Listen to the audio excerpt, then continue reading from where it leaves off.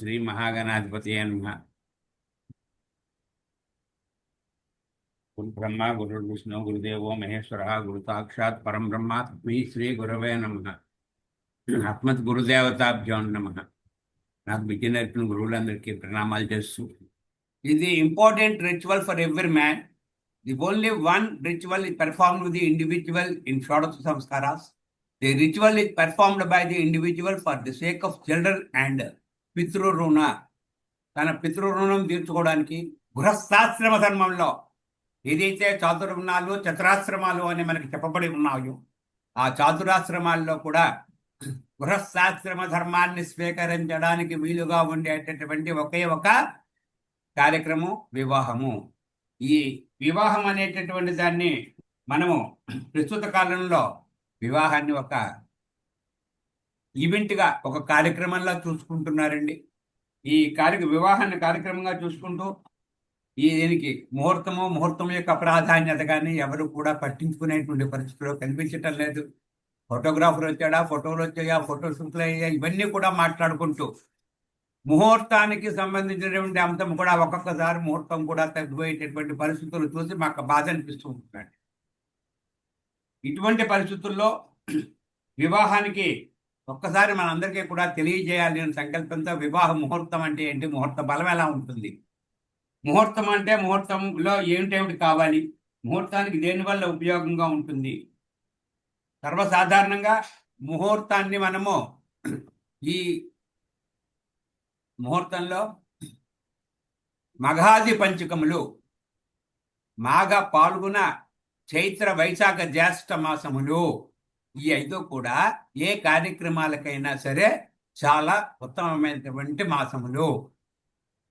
వివాహానికి మఘాది పంచకములు వివాహ, ఉపనయన, గృహారంభ, గృహప్రవేశములకు ఇవి చాలా ఉత్తమమైనటువంటి మాసములుగా పరిగణిస్తూ, ఇందులో సెకండ్ ఆస్పెక్ట్లో మధ్యమంగా మార్గశిర మాసము, కార్తీక మాసాన్ని తీసుకోవడం జరిగిందండి. మార్గశిర మాసము, కార్తీక మాసమే కూడా తీసుకుంటూ వివాహానికి సుముహూర్తానికి కావాల్సినటువంటి ముఖ్యంగా ఇక్కడ తీసుకోవాల్సినటువంటి అంశాల్లో ఏంటండి అంటే, సుముహూర్తానికి సంబంధించి లగ్న బలాన్ని నిర్ణయించుకోవడానికి కొన్ని అంశాలు మనకి ఇవ్వడం జరిగిందండి. ఆ అంశాలను మనం పరిశీలన చేస్తే ఆ అంశాల్లో ఏమిటేమిటి కనిపిస్తాయండి అంటే, ముహూర్త భాగంలో ముహూర్తానికి సంబంధించినటువంటి అంశాల్లో మనకి ముఖ్యమైనటువంటి అంశాలు మనకి కావలసినవి ఏమిటి అనేటటువంటిది ఏంటండి అంటే, ఆ సుముహూర్త కాలంలో ముహూర్త కాలానికి మనకి వరుసగా 4-5 అంశాలను తీసుకోవాలండి.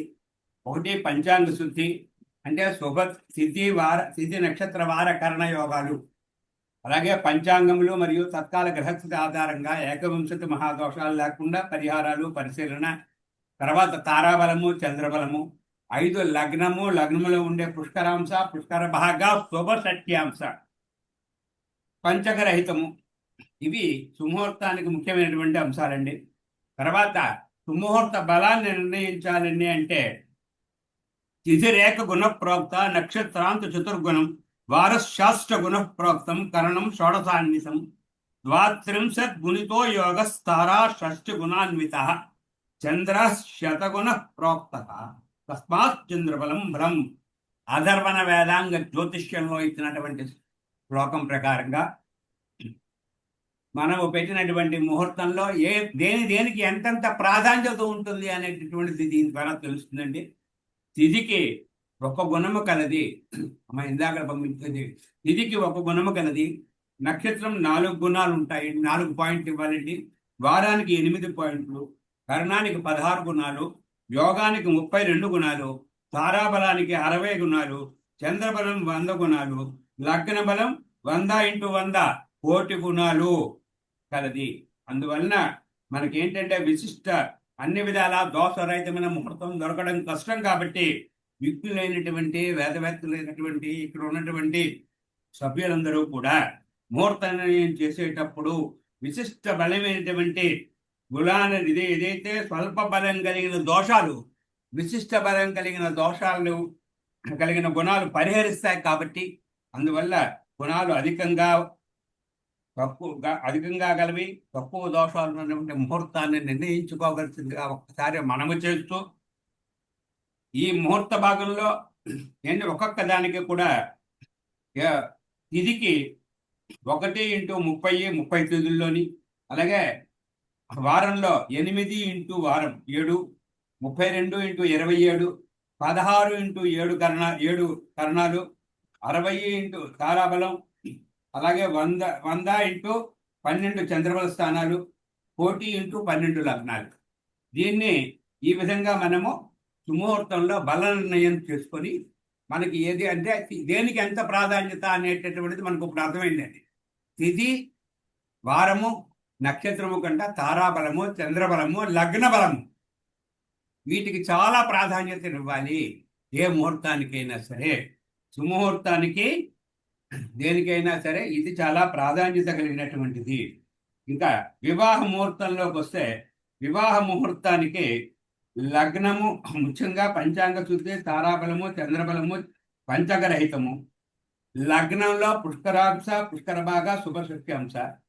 వివాహ ముహూర్తానికి అనుకూలమైనటువంటి మాసములో మాఘ, పాల్గొన మాసాలు, వైశాఖము, జ్యేష్ఠ మాసము శుభమండి. మార్గశిర, కార్తీక మాసాల మధ్యమాలు. తిథులు రిక్త తిథులు అమావాస్య, అష్టమి, షష్ఠి. ఈ తిథుల్లో వివాహము పనికిరాదు. ఇక్కడ ఇచ్చేనండి చూడండి. బెస్ట్ తిథిస్ శుక్ల అండ్ కృష్ణపక్ష ద్వితీయ, తృతీయ, పంచమి, సప్తమి, దశమి, శుక్లపక్ష ఏకాదశి, ద్వాదశి, త్రయోదశి, పూర్ణిమ, కృష్ణపక్ష పాడ్యమి. ఇవి చాలా ముఖ్యమైనటువంటి తిథులండి. ఈ తిథులని వివాహానికి మనము పరిగణనలోకి తీసుకోవచ్చును. అయితే ఇక్కడ ఇంకా ఏంటంటే బెస్ట్ యోగాలకు వచ్చేసరికి పరిగి యోగంలో పూర్వభాగము, అలాగే వ్యతిపాత, నైరుతి యోగాలు నిషిద్ధము. వ్యతిపాత, నైరుతి యోగాలు నిషిద్ధము. అలాగే వీటిల్లో యోగాలు అయిపోతే కరణాల్లో భద్ర, శకుని, చతుష్పాద, నాగ, హింసుగ్న కరణాలు నిషిద్ధము. వీటితో పాటుగా ముఖ్యమైనటువంటి అంశాలను మనం మాట్లాడుకుంటూ, ముహూర్త లగ్నంలో ఏ లగ్నాలను మనం ముహూర్తంగా నిర్ణయం చేయవచ్చును. ఆస్పిషియస్ లగ్నాల్లో ముఖ్యంగా ముహూర్త భాగానికి వస్తే, ముహూర్త భాగంలో ఉండేటటువంటి లగ్నాలకు వచ్చేసరికి ముహూర్త లగ్నాల్లో ముఖ్యమైనటువంటి లగ్నాలు శుభ లగ్నాలు, వాటి చేత చూడబడినటువంటి శుభ షడ్వర్గులు, పంచగర దోషరహితమైనటువంటి లగ్నం శుభకరంగా ఉంటుంది. ఈ లగ్నాల్లో ముఖ్యమైనటువంటివి ఏంటండి అంటే వృషభ, మిథున, కర్కాటక, తుల, కన్య, ధనుస్సు, మీనము. ఈ లగ్నాలు శుభ లగ్నాలండి. వీటితో పాటు శుభగ్రహ ఆధిపత్యం గల లగ్నాలు ప్రశస్తము. అయితే ముహూర్త లగ్నము గ్రహబలయుక్తమే ఉండవలను. గ్రహబలాలు చాలా అవసరం అండి లగ్నానికి. ఆ గ్రహబలం విశేషాలు ఏంటండి అంటే ఒక్కొక్క దానికి మనం చూసుకుంటే ముఖ్యంగా శుభగ్రహాలైనటువంటి గురు, శుక్ర, బుధులు ఇవి ఎక్కడ ఉండకూడదండి అంటే గురు, శుక్ర, బుధులు మనకి 1, 3, 4, 5, 9, 10, 11 ఈ స్థానాల్లో ఉండాలి. శుభగ్రహాలు ఉండవలసింది లగ్నం నుంచి 3వ ఇల్లు, 4వ ఇల్లు, 5వ ఇల్లు, 9వ ఇల్లు, 10వ ఇల్లు, 11 స్థానాల్లో. కనకప్రసాద్ గారు క్షమించాలి, ఇక్కడ చెప్పండి. స్లైడ్స్ మీరు చెప్పే స్లైడ్స్ రావట్లేదు, వేరే వస్తున్నాయి. ఒకసారి లేదండి, అంతే స్లైడ్స్ తగ్గించాను సార్. సారీ అంటే విషయం ఏంటండి అంటే అంత స్లైడ్స్ పెట్టినట్లయితే మ్యాటర్ అంతా స్లైడ్స్ లో రావడం కష్టము. అందుకోసం అని చెప్పి తగ్గించాను సార్. అలాగే అంటే కొన్ని అంశాలు మాత్రమే వస్తాయి, ఇంపార్టెంట్ పాయింట్స్ వస్తాయండి. అక్కడ చివరికి వస్తుంది కన్సిడర్ చేసుకున్నప్పుడు ఇంపార్టెంట్ పాయింట్స్ మాత్రమే రాశాను. వివరం తెలియాలి కదా అని చెప్తున్నాను. అలాగే వివాహ యోగ్యానికి సంబంధించినటువంటి దాంట్లో 3, 6, 11 స్థానాల్లో పాపగ్రహాలు ఏంటంటే శని, కుజ, రవి, రాహుకేతువులు ఉంటే అత్యంత శుభదాయకము. అంటే 3, 6, 11 స్థానాల్లో పాపగ్రహాలు ఉన్నా పర్వాలేదు. ఇది కొన్ని ముహూర్త దర్పణము, ముహూర్త చింతామణి, ముహూర్త విజ్ఞాన సర్వస్వము అనేటటువంటి గ్రంథంలో విజయమల్ల నాగేశ్వర సిద్ధాంత గారు రాసిన దాంట్లో ఇచ్చిన దాని ప్రకారంగా నేను చెప్తున్నానండి. అయితే ముఖ్యంగా వివాహ లగ్నానికి సప్తమ స్థానంలో ఎటువంటి గ్రహము ఉండకూడదు. సప్తమ శుద్ధి చాలా ముఖ్యమైనటువంటిది. అలాగే అష్టమ స్థానంలో కూడా ఏ గ్రహాలు ఉండకూడదు. అష్టమ స్థానంలో కూడా ఎటువంటి గ్రహాలు కూడా ఉండకూడదు. చంద్రుడు ఇతర ఏ పాపగ్రహాలతోనే కలిసి ఉండకూడదు. చంద్రుడు ఎటువంటి పాపగ్రహములతోనూ కలిసి ఉండకూడదు. దాన్నే జామిత్ర దోషము లేదా సగ్రహ చంద్ర దోషము అని చెప్పి కూడా పిలుస్తామండి. దీన్ని ఇటువంటి గ్రహాలు వచ్చేసరికి ఎక్కడైనా సరే ఏ ఏ గ్రహాలు ఎక్కడెక్కడ ఉండాలి అనేటటువంటి దాంట్లోకి వస్తే గురువు 1, 5, 9 స్థానాల్లో ఉండడం చాలా మంచిది. అందుకే మనకు ఒక శాస్త్రం ఉంది, లగ్నంలో గురుడు ఉంటే 1,00,000 దోషాలు పోతాయి అని. ముహూర్తం పెట్టినప్పుడు మనం చూస్తుంటాం, లగ్నంలో గురుడు కానీ ఉన్నాడు కాబట్టి 1,00,000 దోషాలు పోతాయి. అప్పుడు మొన్న వెంకటరమణ గారు అడిగింది రాహుకేతువుల విషయంలో. రాహుకేతువులు ఎక్కడున్నా సరే రాహుకేతువుల యొక్క దోషాలు ఏమి వర్తించవు. కాబట్టి ఎక్కువగా మనం ఏంటంటే అంటే లగ్నాన్ని ఈ ఉదయం ముహూర్తాలు ఇచ్చినప్పుడు కర్కాటక లగ్నంలో ముహూర్తాలు ఇచ్చారు. ఎక్కువ ముహూర్తాలు ఈ నెలలో తీసుకుంటే కర్కాటక లగ్నంలో ముహూర్తాలు ఉన్నాయి. ఉదయం 7:46 వివాహ ముహూర్తాలు, గృహప్రవేశ ముహూర్తాలు, గృహారంభ ముహూర్తాలు ఇవన్నీ కూడా కర్కాటక లగ్నంలో ఎందుకు ఇచ్చారండి అంటే అక్కడ ఆ లగ్నంలో గురుడు శుక్రుడు ఉన్నారు కాబట్టి చక్కనైనటువంటి కాంబినేషన్ ముహూర్తం కాబట్టి ఆ ముహూర్తంలో ఇవ్వడం జరిగిందండి. అలాగే శుక్రుడు 6వ ఇంట్లో ఉండకూడదండి. కుజుడు, అష్టమ కుజుడు పనికిరాదు. 6వ ఇంట్లో వివాహ ముహూర్తానికి 6వ ఇంట్లో శుక్రుడు పనికిరాదు. 8వ ఇంట్లో కుజుడు పనికిరాదు. అయితే 5వ ఇంట్లో పాపగ్రహాలు, కుజుడు 5వ ఇంట్లో ఉండకూడదండి. ఇది 5వ ఇంట్లో బుధుడు ఉండకూడదు. ముఖ్యంగా ఇది మాత్రం గమనించుకోవాల్సిన అవసరం. వివాహ ముహూర్తానికి 5వ ఇంట్లో గృహుడు ఉండకూడదు. వివాహ ముహూర్తానికి 5th ప్లేస్లో బుధుడు ఉండకూడదు. ఉంటే ఏం జరుగుతుంది అండి అంటే సంతానహీనురాలు అవుతుంది. అది సంతానం కాబట్టి ఆ గ్రహం గొడ్డు గ్రహం కాబట్టి బుధుడు ఉండకూడదు. దానికి ముఖ్యమైనటువంటి అంశాలకు వచ్చేసరికి అలాగే ఇందాకల మనం చెప్పుకున్నట్టుగా సగ్రహ చంద్ర దోషము, జామిత్ర దోషము అనేటటువంటి దాన్ని చెప్తూ చంద్రుడు ఏ ఏ గ్రహాలతో ఉంటే ఎటువంటి ఫలితం వస్తుంది. చంద్రుడు రవితో కలిసి ఉంటే దరిద్రము, కుజుడితో కలిసి ఉంటే మరణము, బుధునితో కలిస్తే గుడ్రాలు, గురువుతో కలిస్తే దౌర్భాగ్యము, శుక్రునితో కలిస్తే సవతి ఉంచుట, శనితో కలిస్తే సంపర్కం లేకపోవుట, రాహుతో కలిస్తే నిత్య కలహము, కేతువుతో కలిస్తే దుఃఖము. ఇవి ఫలితాలుగా చెప్పబడ్డాయి. కాబట్టి ఆయా స్థానాల్లో మనకి చంద్రుడు కలిసి ఉండవు. జామిత్ర దోషం అనేటటువంటి దాన్ని పరిగణలోకి తీసుకోవాలి. సప్తమ స్థానము ఎందుకు శుద్ధిగా ఉండాలి? సప్తమ స్థానంలో ఏ ఏ గ్రహాలు ఉంటే ఎటువంటి ఫలితం వస్తుంది? సప్తమ స్థానంలో ముఖ్యంగా సప్తమ స్థానంలో వివాహ ముహూర్తానికి సప్తమ స్థానంలో రవి గాని ఉంటే వైధవ్యం ప్రాప్తిస్తుంది. సప్తమ స్థానంలో చంద్రుడు ఉంటే భార్య లేకుండా ఉంటారు. సప్తమ స్థానంలో కుజుడు ఉంటే దంపతులకు మరణం కలుగుతుంది. సప్తమ స్థానంలో బుధుడు ఉంటే పుత్రహాని. సప్తమ స్థానంలో గురుడు ఉంటే సర్వ నాశనము. సప్తమ స్థానంలో శుక్రుడు ఉంటే వధువుకి రోగము. సప్తమ స్థానంలో శని ఉంటే మృత్యువు. సప్తమ స్థానంలో రాహు ఉంటే బంధికాన, సప్తమ స్థానంలో కేతు ఉంటే కారాగారము. ఇది ఫలితాలుగా మనకి గ్రంథాల్లో చెప్పబడినటువంటి ఫలితాలండి. అందువల్ల అందుకే సప్తమ శుద్ధి చాలా ముఖ్యమైనటువంటిది. ఏ గ్రహాలు కూడా ఉండకుండా ఉండడం చాలా మంచిది. ముహూర్తాన్ని చేసేటప్పుడు లగ్నము నుంచి సప్తమ భావం ఖచ్చితంగా ఖాళీగా ఉండేటట్టుగా చూసి ముహూర్త నిర్ణయం చేయాలి. అలాగే ముహూర్త నిర్ణయంలో అష్టమ శుద్ధి, అష్టమ గ్రహస్థితి తాలూకు ఫలితం ఎలా ఉంటుందండి అంటే, వివాహ లగ్నానికి అష్టమంలో ఏ గ్రహాలు ఉండకూడదు, అష్టమ శుద్ధి ఉండాలి.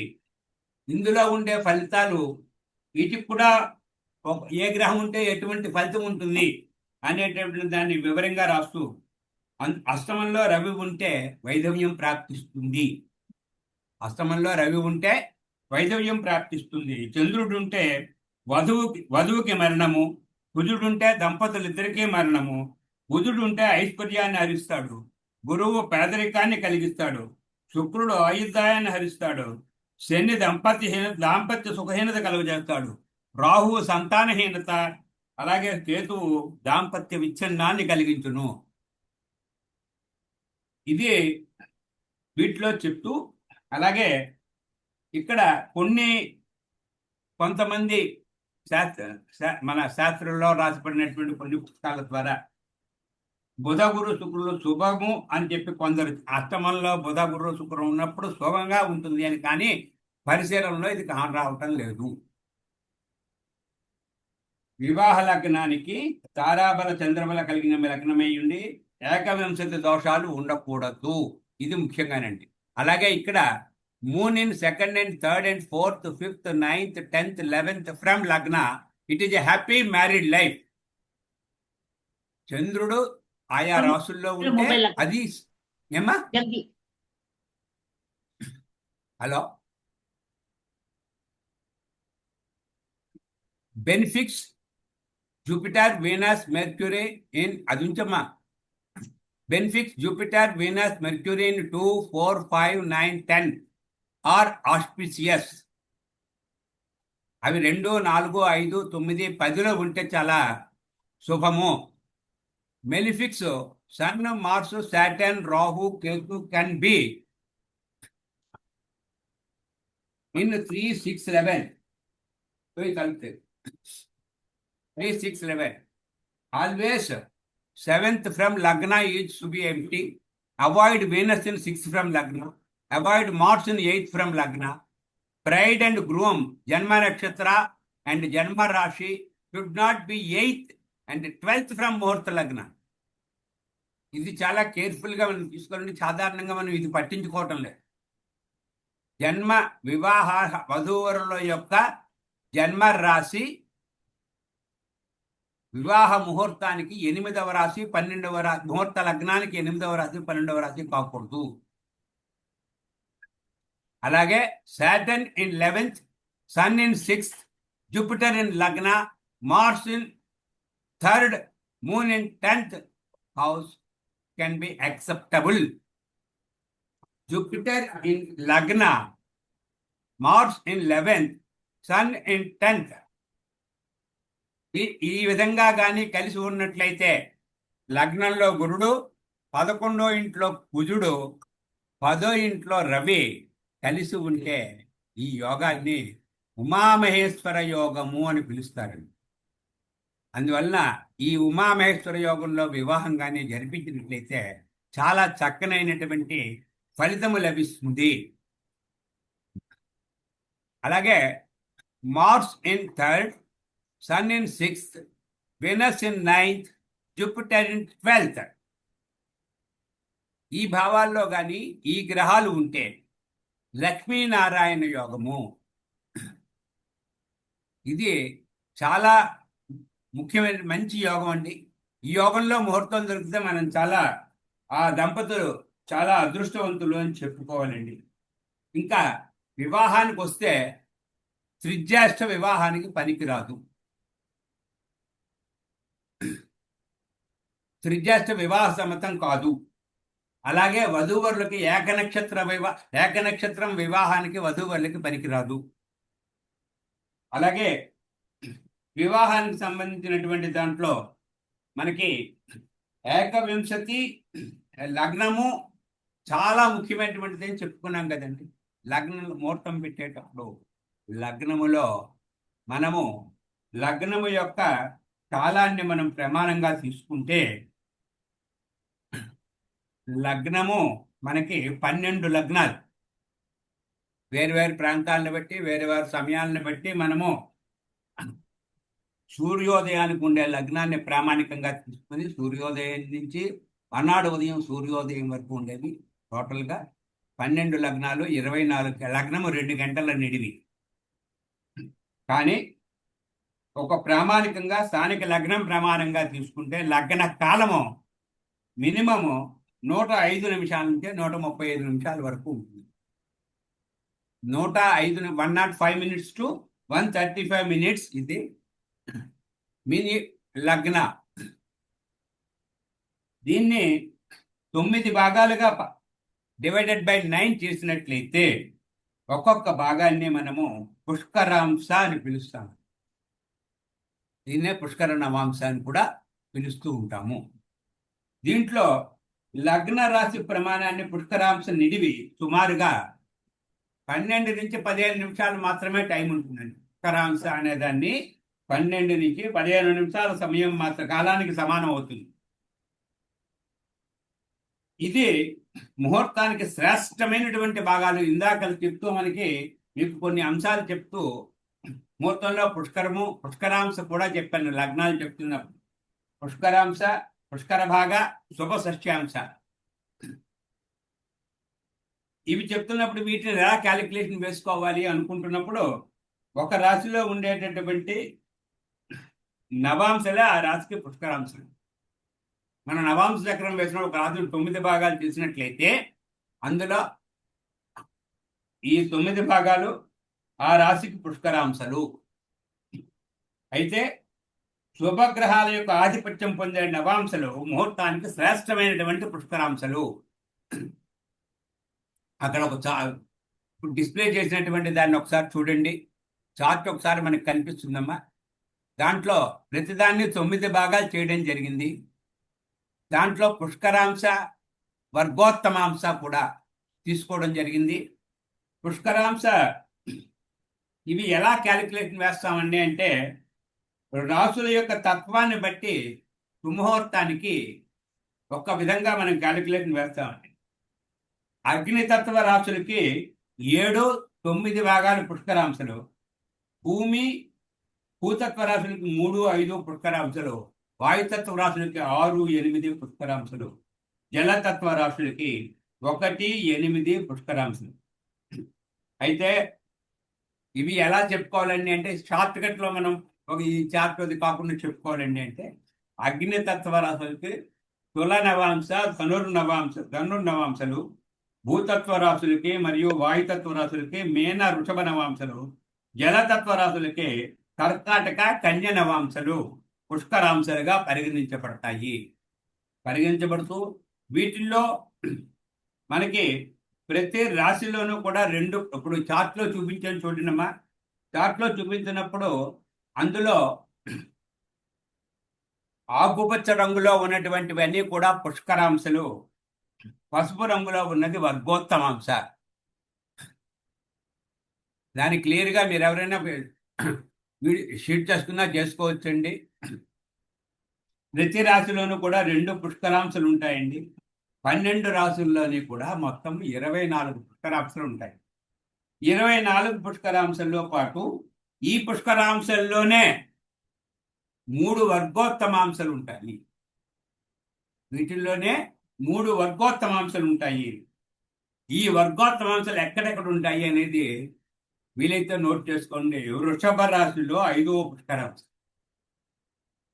కర్కాటక రాశిలో 1వ పుష్కరాంశ, ధనుస్సు రాశిలో 9వ పుష్కరాంశ వర్గోత్తమాంశ.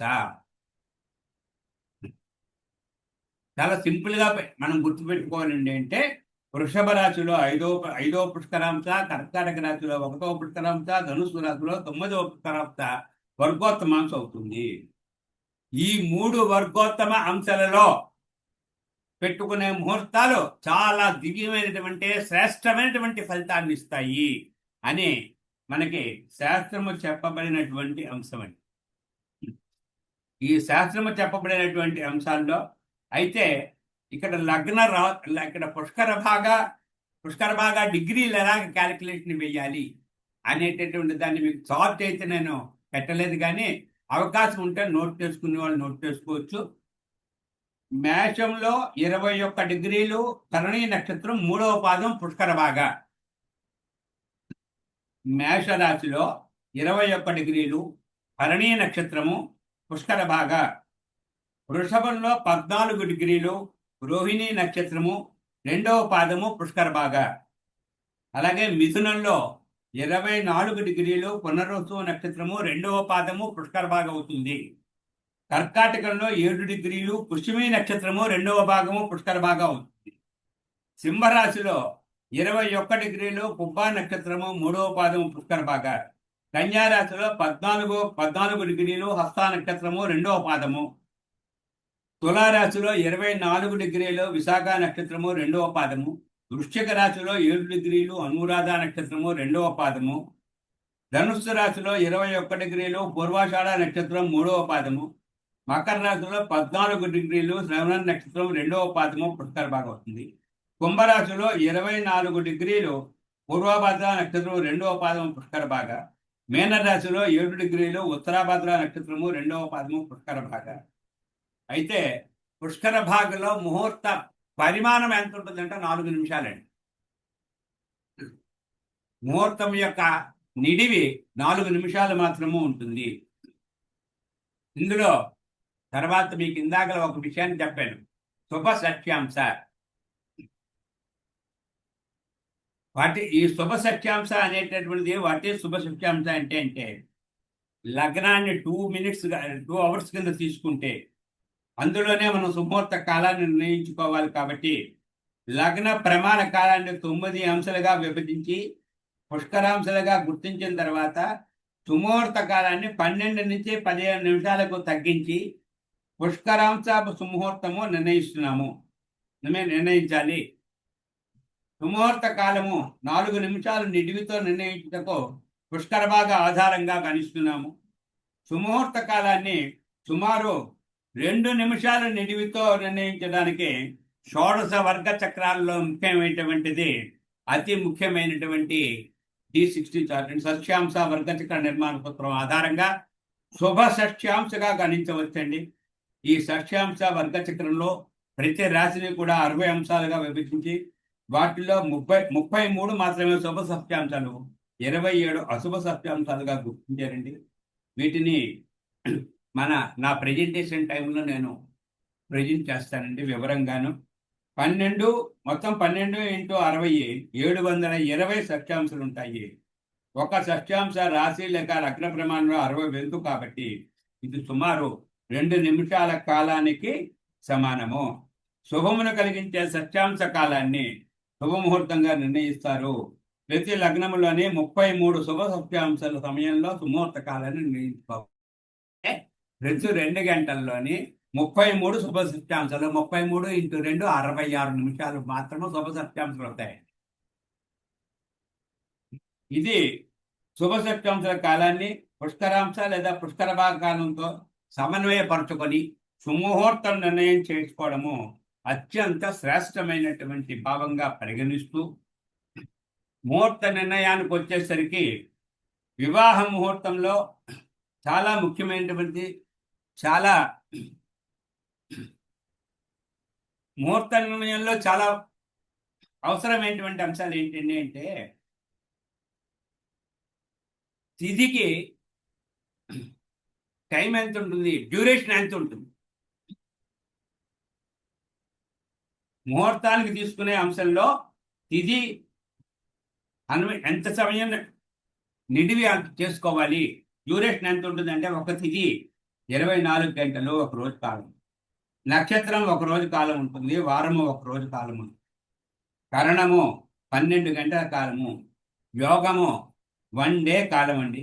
తారాబలం ఒక రోజు కాలము 24 గంటలు, చంద్రబలం ఒక రోజు.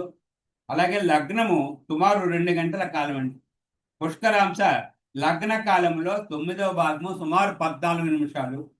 పుష్కర భాగ లగ్న క్రమాన కాలంలో 30వ భాగము 1 డిగ్రీ పరిమాణము 4 నిమిషాల కాలము. అలాగే శుభ సత్యాంశ లగ్న ప్రమాణ కాలంలో 60వ భాగము సుమారు 2 నిమిషములు.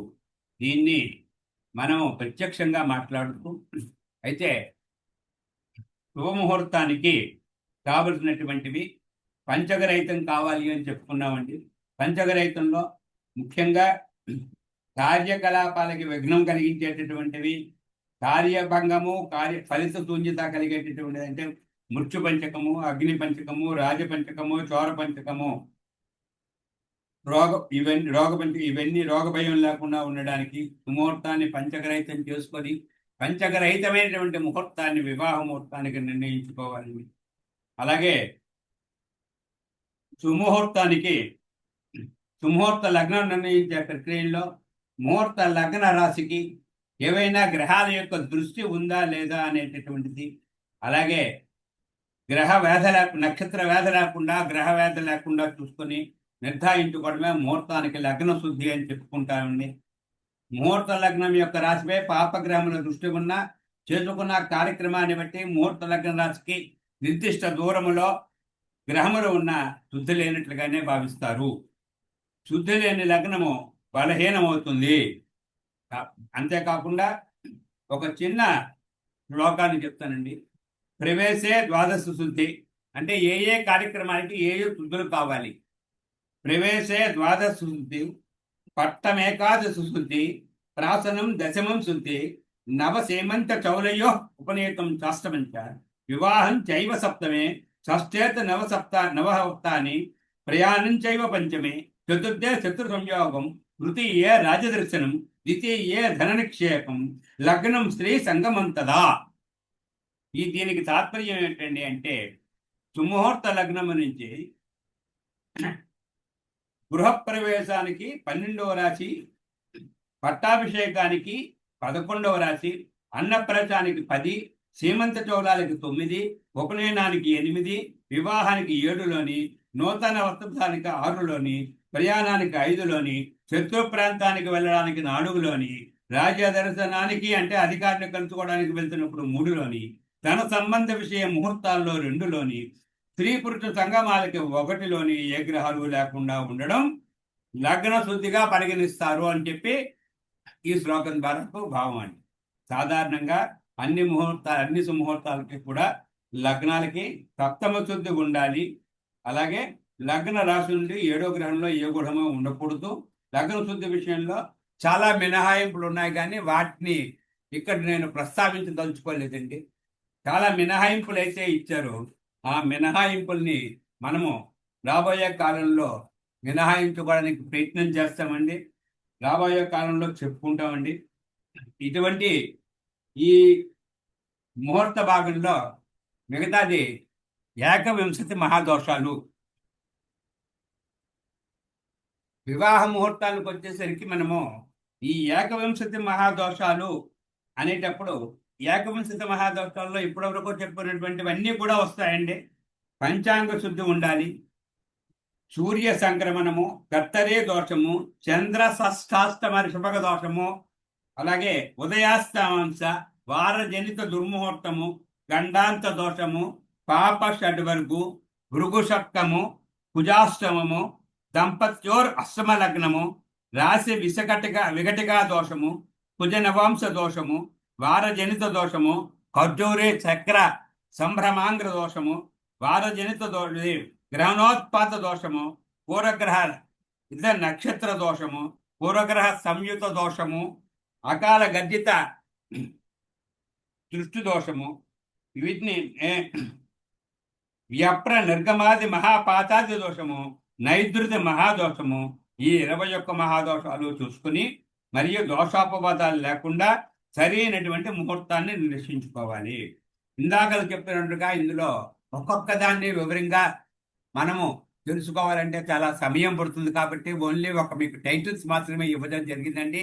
ముఖ్యమైనటువంటివి చాలా ఏవైతే ఉన్నాయో ఇందులో ఉన్నవే ఇందాక మీకు వివరించడం జరిగింది. ఆ వివరించినటువంటి అంశాల్లో ఏంటంటే పంచాంగ శుద్ధి అంటే తిథి వార నక్షత్ర యోగకరణాలు 5 శుభకరంగా ఉండాలి. ఇది పంచాంగ శుద్ధి వివరించడం జరిగింది. చంద్ర షష్టాష్టమ రిపభంగ దోషము, కత్తరే దోషాన్ని కూడా, అంటే కత్తెరలో వివాహం పనికిరాదు, కత్తరే దోష వివరణ, కత్తెరలో వివాహాలు చేయకూడదు. అలాగే సగ్రహ చంద్ర దోషము, పంచాంగ దోషము, ఉదయాస్తమాంస, ఇవన్నీ కూడా మనము వివరంగా రేపు రాబోయే దాంట్లో మనం తెలుసుకోవడం జరుగుతుందండి. ముఖ్యంగా ఏంటంటే అంటే చాలా ఈ ఏకవింశ మహాదోషాలు ఏమీ లేకుండా వివాహ ముహూర్తానికి మనము చెప్పినటువంటి ముఖ్యమైనటువంటి మాసాలు, ముఖ్యమైనటువంటి లగ్నాలు తీసుకొని, there is very very important point ఏంటంటే అంటే lagna is very most perfect lagna is to be considered in marriage muhurta, and 7th place and 8th place and 5th place must be empty. If possible, must be empty. This is the for Vivaha Muhurta. This is very, very important aspect in the human life. And then conclusion question. Marriage Muhurta is not merely the selection of an auspicious date and time. It is a careful alignment of cosmic energies to bless the union with harmony, prosperity, health, and longevity. A well-chosen muhurta minimizes advance, influences, strengthens positive planetary forces, and lays a strong foundation for a happy and successful married life. Therefore, the astrologer must evaluate all muhurta factors comprehensively rather than relying on a single parameter, ensuring that the marriage begins under the most favorable celestial conditions. So, thank you for all the members, those who have given a time and patiently listened my presentation. I am very thankful to all the persons who wished me. మా doubts ఏమైనా? Thank you sir, చాలా చక్కగా చెప్పారు. So doubts ఏమైనా ఉంటే hand raise చేయండి, sir clear చేస్తారు.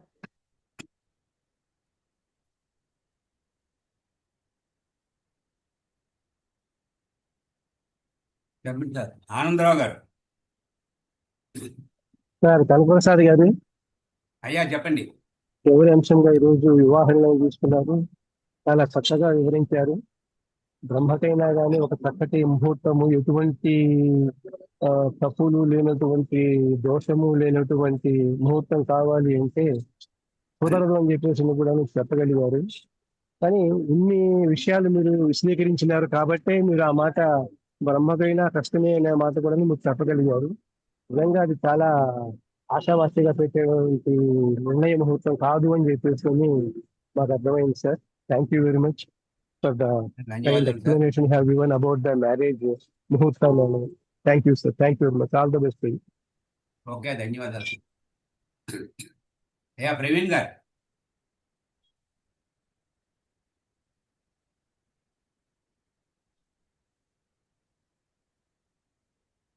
అయ్యా మీరు హ్యాండ్ డౌన్ చేసి ఆనందరావు.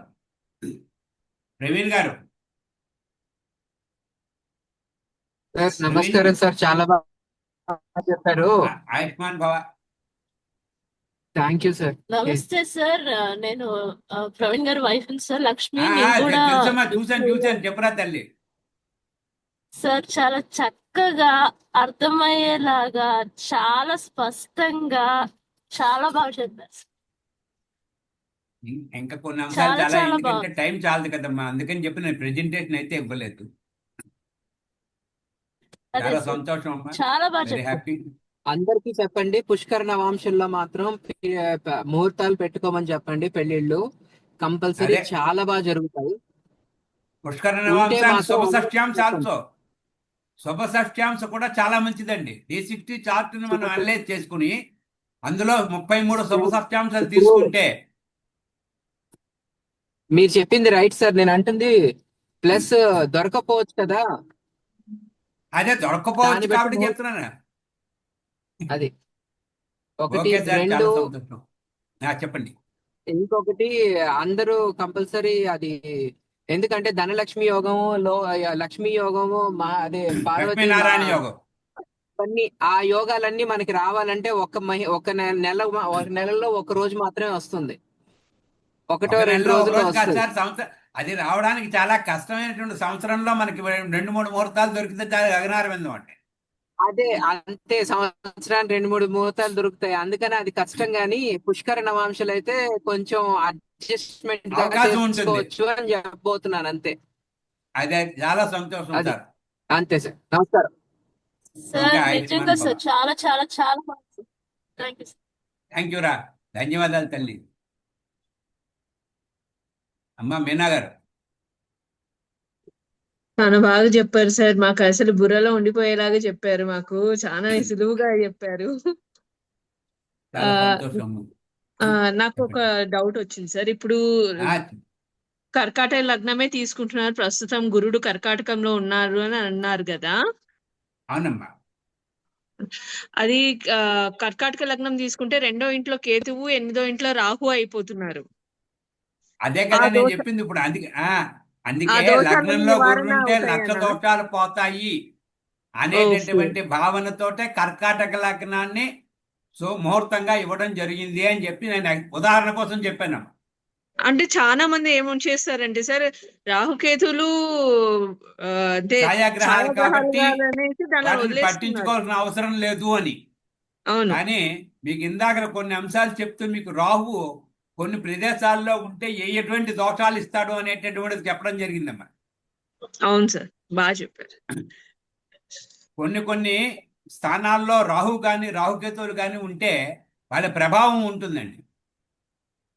అవి డెఫినెట్ ఉంటుంది సార్. కానీ ఛాయాగ్రహాలు ఛాయాగ్రహం అంటే మనం మొట్టమొదటి చెప్పాను కదా, మా బ్రహ్మదేవుడికైనా తరం కాదు దోషాలు లేని ముహూర్తం తీసుకోవడము. అటువంటి ముహూర్తం కావాలండి అంటే సంవత్సరం మొత్తం మీద మనం లెక్క పెడితే 2-3 ముహూర్తాలు తప్ప దొరకవండి. ఏకవంశత మహాదోషాలు లేని ముహూర్తాలు కూడా దొరకాలి అంటే ఆ 2 ముహూర్తాల్లో మనం తారాబలం నప్పాలి కదా సార్. అదే కదా చెప్తున్నాను కదమ్మా. మనకి తప్పాలి, వధువులకి నప్పాలి, యజమానులకి నప్పాలి. అదే కదా సార్. ఆ రెండు కూడా మనకు అనుకూలమైనటువంటివి ఉండాలి. ఓకే అమ్మా, thank you sir. Thank you very much. Thank you, ధన్యవాదాలమ్మా. అయ్యా వెంకటరమణ గారు చెప్పండి సార్. నమస్కారం సార్. హాయ్. చాలా విషయాలు చెప్పారు మీరు, బ్రహ్మాండంగా ఉంది. మిమ్మల్ని ఆయుష్మాన్ బాబా అనకూడదు కానీ చెప్పండి. పర్వాలేదు సార్, మీరు నాకంటే చాలా పెద్దవారు, మీరు తప్పకుండా చెప్పొచ్చు. తర్వాత ఇక్కడ దీంట్లో మీరు ఈ ఉమామహేశ్వర యోగము, తర్వాత యోగము. అవునండి. లక్ష్మీనారాయణ యోగం అని 2 చెప్పారు కదా. ఇప్పుడు అవును సార్. దీంట్లో గురువు లగ్నంలోను మార్స్ 11, సన్ 10, అంటే ఇవి ఎవరైనా ఒకళ్ళున్నా పర్వాలేదా, లేకపోతే ముగ్గురు అలా ఉండాలా? లేదండి, ఈ కాంబినేషన్ ఉంటేనే ఉమామేశ్వర యోగం అవుతుంది. అచ్చా, ఈ కాంబినేషన్ ఉండాలి. ఓకే. ఇప్పుడు ఉమామేశ్వర యోగానికి ఆ కాంబినేషన్ ఉండాలి. లక్ష్మీనారాయణ యోగానికి ఆ ప్రదేశంలో ఆ గ్రహాలు ఉండి లగ్నానికి ఉంటే చాలా ఉత్తమమైనటువంటి మార్గం ఉంటుంది. నిజంగా చాలా బెస్ట్ ముహూర్తం అనమాట అది. Okay, thank you sir. Thank you. అలాగే పుష్కర భాగ, పుష్కరాంశ మాత్రం మనకి ఏంటంటే పుష్కరాంశ పుష్కర భాగంలో పుష్కరాంశలో తీసుకుంటే పుష్కర నవాంశలో తీసుకున్నాం అనుకోండి సార్, ముహూర్తము చాలా బాగుంటుంది. చాలా బెస్ట్ ముహూర్తం అండి. ఆ సమయంలో ముహూర్తం తీసుకుంటే మనకి ఎటువంటి ఇబ్బందులు ఉండవు. అలా అందుకే మన ఋషులు మనకి ఇచ్చినటువంటిది ఏంటంటే అంటే ఈ 5 నెలలే ఇచ్చారు సార్. చైత్ర, వైశాఖ, జ్యేష్ఠ మాసంలో ఋతువులు కూడా మనకు అనుకూలిస్తాయి. కాలగమనాన్ని బట్టి కాలానికి సంబంధించిన ఋతువులు వస్తాయి. అలాగే ఈ రోజు చాలా ముఖ్యమైనటువంటిది ఏరువాక పౌర్ణిమ. రైతులకి చాలా ముఖ్యమైనటువంటి అంశం అండి. ఇటువంటి ఏరువాక పౌర్ణమిని ఇదే నెలలో రావడానికి గల కారణము, ఈ రోజు విత్తనాలు వేసుకోవడానికి గల కారణం కూడా అదేనండి. వాతావరణం అనుకూలిస్తుంది అని. మొట్టమొదటి సెషన్లో మొట్టమొదటి క్లాసులో చెప్పుకున్నది ఏంటంటే అంటే ముహూర్తాన్ని మనం ఎందుకు తీసుకుంటున్నామండి అంటే పాతకాలంలో రైతుల కోసమని తీసుకున్నాం యాక్చువల్గా. అంటే అక్కడ మనకి కూడా భూములు అవి ఉంటూ ఉండేవి కాబట్టి మనం ఏ ప్రదేశంలో ఏ సమయంలో భూమిలో విత్తనాలు వేస్తే పంట వస్తుంది అనే భావాన్ని తీసుకొని మనకి ముహూర్త పరిగణన తీసుకోవడం జరిగింది సార్. సార్ ఇప్పుడు ఇంకొక డౌట్ ఏంటంటే, ఇప్పుడు మామూలుగా మనము వివాహ ముహూర్తానికి జీలకర్ర చెప్పండి. బెల్లం పెట్టేదే ప్రధానంగా తీసుకుంటాం. అవునండి. అయితే ఇప్పుడు మరి మాంగళ్య ధారణకి అవసరం లేదంటారా ముహూర్తం? ఎస్. ఇక్కడ చిన్న విషయం అంటే పబ్లిక్ సెషన్ కాబట్టి కొన్ని అంశాలను నేను ప్రస్తావించదలుచుకోలేదు. మీరు నాకు ఫోన్ చేస్తే నేను దాని వివరాన్ని ఇస్తాను. ఓకే సార్, థ్యాంక్ యూ, తప్పకుండా. మీకు ఆ వివరణ మీరు నా పర్సనల్ ఫోన్ నెంబర్ మీకు చెప్తున్నాను. మన గ్రూప్లో ఉంటుంది, లేకపోతే జ్యోతులు ఎవరిని అడిగినా నా దగ్గర ఇస్తారు. ఉందిలేండి, నా దగ్గర ఉందండి, ఉంది నా దగ్గర. మీరు నాకు ఫోన్ చేస్తే అసలు ఏమిటి సుముహూర్తము అనేటటువంటిది నేను వివరంగా చెప్తాను. ఓకే. అంటే జీలకర్ర బెల్లం పెట్టమా, మంగళసూత్ర ధారణ, ఇంకా ఏమిటి అనేటటువంటి వివరం మీకు తర్వాత మీరు నాకు ఒక్కసారి ఫోన్ చేస్తే నేను వివరంగా చెప్తాను. తప్పకుండా సార్. సార్, వివాహానికి సంబంధించింది ఇంకా ఇంతేనా, లేకపోతే మిగతా దీనికి సంబంధించినటువంటి గర్భాధాన ముహూర్తాలు అవి కూడా కవర్ చేస్తారా మీరు? గర్భాధానం ఆల్రెడీ చెప్పాను కదా సార్. అంటే ముహూర్తాలు ఏమైనా కవర్ చేస్తానా అన్న? అది ముహూర్తం. మరి గర్భాధానానికి వీటికి పెద్ద ఎక్కువ సమయం అక్కర్లేదు కదా సార్. ఉంటే అయితే ఉపనయన ముహూర్తం ఒకటే కవర్ చేయాలి చేసుకుంటే మనం పెద్ద సమయం తీసుకొని. Okay sir, okay. అంటే మిగతావన్నీ కూడా ఆల్రెడీ గర్భాధానం ఇవన్నీ పెద్ద ఇంపార్టెన్స్ అంటే ఇంపార్టెంటే కానీ వాటికి సంబంధించినటువంటి వివరణ అయితే అవసరం లేదు. అవును, వివరణ అవసరం. ఉపనయనాలకి మాత్రం చాలా ముఖ్యంగా అవసరం కాబట్టి ఒక అవును. మనకి ఏదైనా విఎస్ఆర్ఓలో ఏదైనా పెర్మిషన్ మా స్లాట్ బుకింగ్ అయిపోయాయండి ఆల్రెడీ. అది ఓకే. ఇది last presentation and final presentation. Okay sir, తర్వాత ఓకే సార్. పిహెచ్డి సబ్మిట్ చేయాలి. అందుకు thank you so much sir. మీరు చాలా శ్రమ తీసుకొని మంచి ప్రెజెంటేషన్ ఇచ్చారు. శ్రమ ఏమిటి సార్ ఇందులో? అయ్యా చాలా. ఇది నా బాధ్యత సార్. 10 మందికి సమాజానికి ఉపయోగపడే విధంగా నా సబ్జెక్ట్ పనికొచ్చిందండి అంటే చాలా అదృష్టం సార్. నిజంగా నాకు అదృష్టం. Thank you so much. All the best. ధన్యవాదాలు సార్. सूरज अग्रवाल जी बोलिए. अग्रवाल जी बहुत बहुत धन्यवाद सर, आपने बहुत अच्छे तरीके से बताया और खास कर ये कहा कि भी लग्न यदि अच्छा है तो सब कुछ अच्छा है। तो लग्न पर जो आपने महत्व डाला, जो जोर दिया, तो मैं ये जानना चाह रही हूँ सर कि लग्न शुद्धि कैसी की जाए? लग्न शुद्धि कैसी की? ओके, पहले तो क्वेश्चन है लग्न शुद्धि. लग्न शुद्धि माने जो पंचांग के लिए जो शुभ तिथि नक्षत्र योग वार योग करना, ये 5 मिलकर बोलने से पंचांग शुद्धि बोलता है जी. ये पंचांग शुद्धि है. इसमें मैंने जो बोला है लग्न शुद्धि के लिए जो पूछ लिया है ना आप. हाँ जी, लग्न शुद्धि. लग्न शुद्धि माने जो मुहूर्त के समय में जो लग्न हम ले सकते हैं ना, जो एग्जाम्पल फॉर धनुर्लग्न ले सकते हैं. लग्न से जी. काउंट कर जो सप्तम स्थान में कोई लग्न नहीं होना पड़ेगा, कोई ग्रह नहीं होना पड़ेगा. अष्टम स्थान में नहीं, कोई ग्रह नहीं होना पड़ेगा. पंचम स्थान में भी कोई नहीं होना पड़ेगा कोई ग्रह. पंचम स्थान खाली होना पड़ेगा, सप्तम स्थान खाली होना पड़ेगा, अष्टम स्थान खाली होना पड़ेगा. जी. वह लग्न ठीक है. वह लग्न तो ठीक होता है. पंचम स्थान भी शुद्धि होना पड़ेगा. पंचम स्थान भी शुद्धि होना पड़ेगा. जी. वायु विकास पंचम स्थान है, इट इज ए संतान स्थान. अष्टम स्थान आयुष्य स्थान. सप्तम स्थान इज ए जी पार्टनरशिप, दाम्पत्य. so those 3 places are vacant, must be if possible.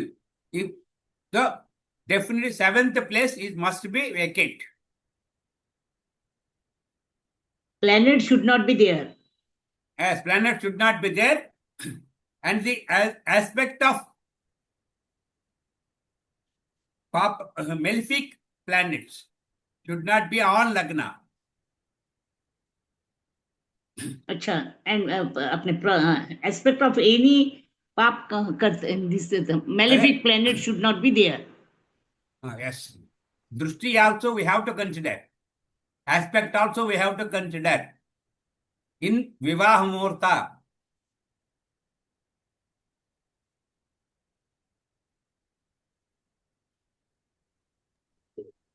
Sir, please give your feedback also. Okay, okay.